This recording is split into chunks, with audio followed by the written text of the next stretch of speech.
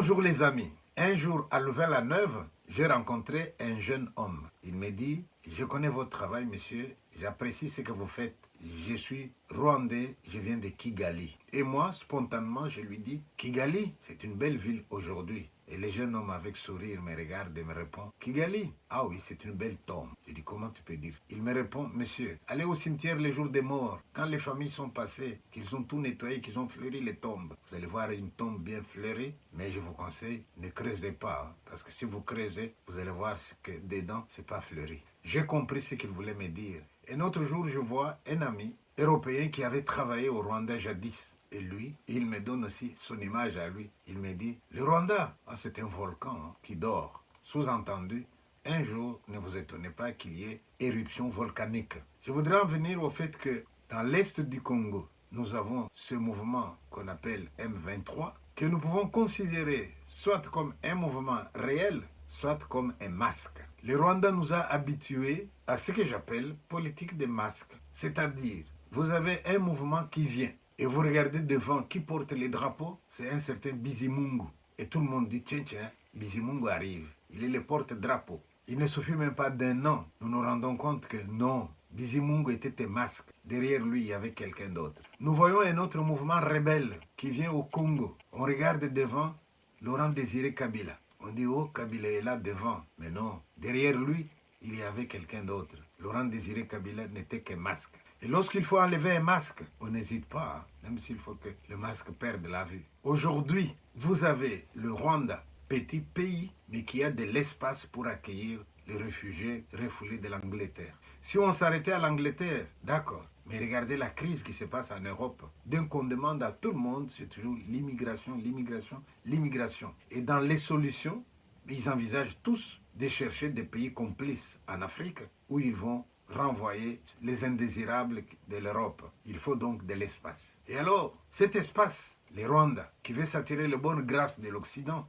avec lesquels il y a complicité, eh bien, en attendant de les trouver au Congo, Kinshasa, maintenant on va les chercher au Congo, Brazzaville. Heureusement, les Brazzavillois sont en train de se réveiller. Amis du Congo, Brazzaville, méfiez-vous. On vous montre un masque, mais vous ne savez pas ce qu'il y a derrière. Vous cédez vos terres, soi-disant pour l'agriculture. C'est ce qu'on vous dit aujourd'hui. Mais derrière, il y a un autre plan. Et ce plan-là, il n'y a pas que les Congolais qui les dénoncent. Suivez la vidéo. Je pense que cette histoire de la cession de 1000 km² de terres congolaises au Rwanda est une déclaration de guerre à la RDC. On va essayer d'exciter la RDC pour qu'ils tirent les premiers et pour qu'après justifier que le Congo-Brazzaville se défende. Et à ce moment-là, croyez-moi, le Congo-Brazzaville saura faire appel aux forces de Kagame pour le défendre. Et c'est un plan de guerre. 1000 km², c'est énorme. 1000 km², c'est quoi? C'est ce que l'Empire chinois, à la fin du 19e siècle, avait concédé à l'Empire britannique pour construire Hong Kong. On connaît la puissance de Hong Kong aujourd'hui. Mais enfin, vous imaginez ce que ça peut faire sur 1000 km² de terres riches au milieu du Congo-Brazzaville. À 1000 km², vous faites vivre entre 500 000 et 1 million de personnes. 1000 km² pour faire un aéroport, pour construire des villes, pour accueillir des ingénieurs. Tout ça financé par la rente du Rwanda, qui est immensément riche. Le Rwanda tire ses richesses d'où? Le Rwanda tire ses richesses de la rente mémorielle. Le Rwanda de Kagame touche un fric fou de tous les remords des pays occidentaux, les pauvres endroits, les pauvres Tutsis. Il faut aider Kagame d'une part, mais surtout, et encore plus, du pillage des mines du Kivu et de la RDC, qui a mis à sac. Quoi? Un génocide Tutsi? Les Tutsis? Bon d'accord, 800 000 morts au Rwanda, mais combien depuis 20 ans? Près de 20 millions de morts en RDC. Mais à qui profite le crime du Rwanda? Quel est le grand bénéficiaire du crime du Rwanda? Napoléon disait une chose très juste. Il disait, l'histoire n'est qu'un grand mensonge auquel tout le monde croit. On peut se poser la question, peuple de Brazzaville, comment pouvez-vous laisser faire ça? L'argent que vous avez reçu pour donner une partie de votre pays au Rwanda, est-ce que cet argent a été redistribué entre tous les Congolais? Ou est-ce que c'est une famille qui a mis cet argent dans ses poches, dans la philosophie, après nous, le déluge? Parce qu'il y a un après nous, hein. Si pas avec la guerre, mais rien qu'avec la mort naturelle, il y a un après nous. Est-ce que nous nous préoccupons de ce qui va arriver après nous? Ou est-ce qu'on se dit, on bouffe, on prend tout l'argent, ce qui viendra après, ce n'est pas notre problème. Suivez donc les recommandations que vous donnent vos évêques. Frères et sœurs, l'Église a le devoir de demeurer en alerte dans son rôle de conscience prophétique pour aider chacune et chacun, et principalement celles et ceux qui ont des portions de responsabilité décisionnelle, les aider à dépasser les intérêts immédiats et à privilégier l'intérêt du peuple de Dieu.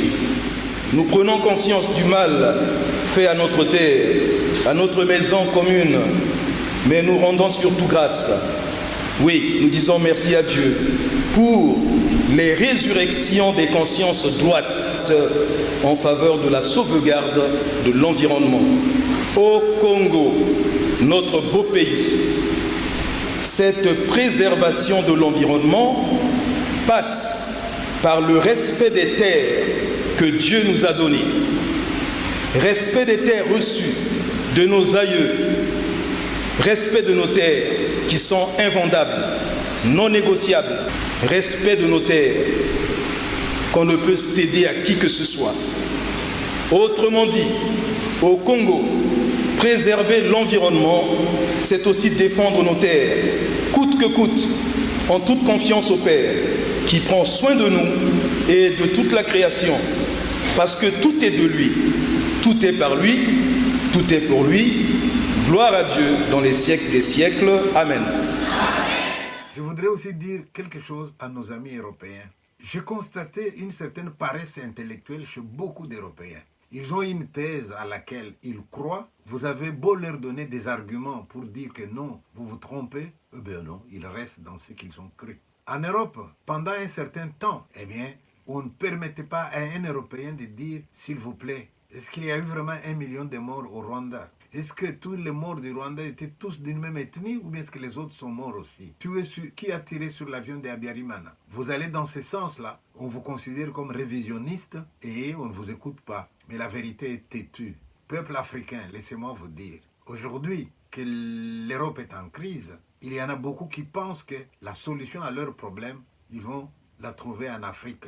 Vous avez des pays qui ont chassé certaines puissances coloniales et vous avez d'autres qui ont envie de prendre ces places-là. Et entre eux, là, il y a la bagarre. Et dans cette bagarre, j'ai entendu des gens qui proposaient, et si on s'attaquait aux intérêts de tel pays en Afrique, mais qu'est-ce que nous on a à voir avec vos histoires, s'il vous plaît? Vous attaquez aux intérêts de tel pays en Afrique. Quand les gens vont mourir, vous allez dire quoi? Voilà, mon message d'aujourd'hui, c'était juste vous demander à vous, peuple du Congo-Brazzaville, d'être vigilants. Si vous avez reçu de l'argent pour vendre vos terres, de grâce, restituez cet argent-là. C'est un cadeau empoisonné. Vous ne savez pas ce qu'il y a comme plan derrière ces fameux champs qu'on voudrait venir faire dans votre pays. Mais qu'on commence par le faire au Rwanda parce qu'il y a de la place pour accueillir les demandeurs d'asile qui sont refoulés de l'extérieur. L'extrême droite est en train de passer presque partout en Europe. Argument de base, c'est l'immigration, l'immigration. Et la lutte contre l'immigration va passer par faire en sorte que nous, on s'affronte dans nos pays et qu'on meurt. Et quand nous allons mourir là, vous pensez que ça dit beaucoup à certaines personnes? Non, hein. Il y en a qui sentent aussi que si on ne fait pas attention, la forte natalité de l'Afrique peut déstabiliser le monde. Qu'il y ait 20 millions de morts au Congo, qu'est-ce que ça dit à certains? Mais je ne vais quand même pas rester pessimiste. Je sais qu'il y a des gens de bonne volonté qui ne sont pas d'accord avec tout ce qui arrive là, qui tirent la sonnette d'alarme, comme ce monsieur qui vous dit, faites attention, ce qu'on nous raconte là, ce n'est pas toujours la vérité. Mais comme la vérité est têtue, eh bien, battons-nous et faisons en sorte que nos intérêts personnels ne priment pas sur les intérêts de tout un peuple. Congolais de Brazzaville, n'oubliez pas que vous avez fait une conférence nationale dans votre pays. N'oubliez pas que vous aviez porté au pouvoir un certain Lissouba. Et souvenez-vous, dans quelles conditions Lissouba a été mis de côté et pourquoi il a été mis de côté. Et avec la complicité de qui? Et si vous savez tout ça, eh bien, ne recommençons pas les mêmes bêtises. Soyez vigilants. Faites un effort pour que vos chefs remettent l'argent qu'ils ont reçu. Gardez votre pays intact et essayez de les développer pendant que tout le monde se débrouille aussi de son côté. N'acceptez pas ces deals des gens qui se prennent pour des malins, mais qui oublient que tôt ou tard, là où il y a mensonge, la vérité finit par éclater. Voilà, je vous remercie.